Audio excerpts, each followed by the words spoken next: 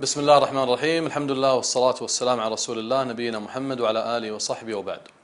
نعلم جميعا إخواني أن الإنسان لا يجوز أن ينسب إلى النبي عليه الصلاة والسلام شيئا لم يقله. إحنا الواحد فينا اليوم لا يقبل أن ينسب الإنسان له كلام لا يقوله أو لم يقله، كيف بالنبي عليه الصلاة والسلام؟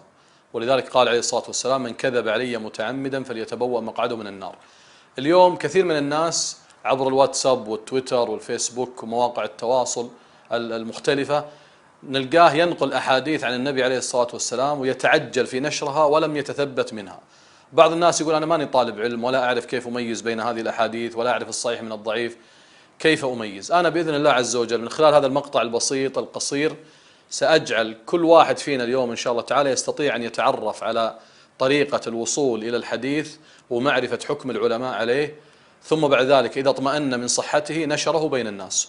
وإذا كان الحديث ظهر له بأنه مكذوب أو موضوع أو ضعيف أو ضعيف جدا أو منكر، لا يجوز الإنسان أن ينشره قبل أن يتثبت منه.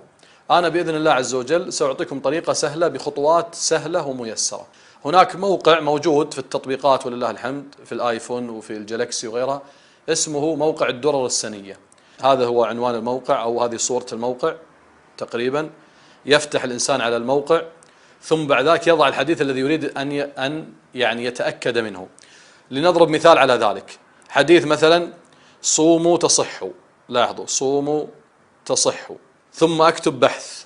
بعد البحث سيظهر لي حكم أكثر من عالم في مكان مكتوب هنا خلاصة حكم المحدث عليه. تمشي بالسهم إلى الأعلى إلى أن تجد اسم الشيخ الألباني، بحكم أنه محدث هذا العصر رحمه الله تعالى، وحكم على الأحاديث تجعل الإنسان يطمئن وهو ينقلها.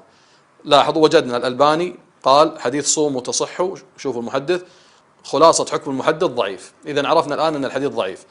نضرب مثال ثاني: اطلبوا العلم ولو في الصين.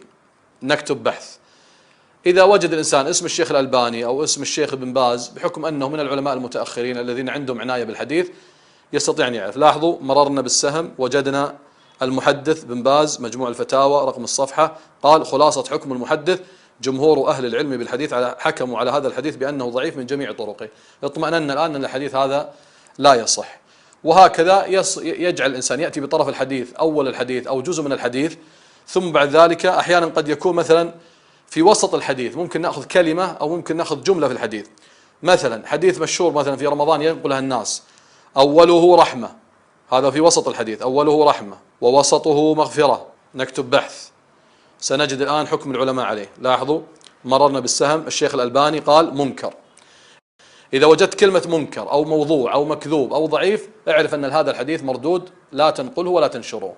إذا وجدت كلمة صحيح أو صحيح لغيره أو حسن، طيب، فهذا يعتبر حديث يمكن قبوله، فحينئذ تنشره للناس. باختصار هذه الطريقة يسهل إن شاء الله تعالى كل واحد ممكن يستخدمها ويصل في نهاية الأمر إلى نتيجة مهمة جدا، وهي التثبت من الحديث قبل روايته وقبل نشره. بارك الله فيكم وجزا الله خيرا من أعان على نشر هذا المقطع، والسلام عليكم ورحمة الله وبركاته.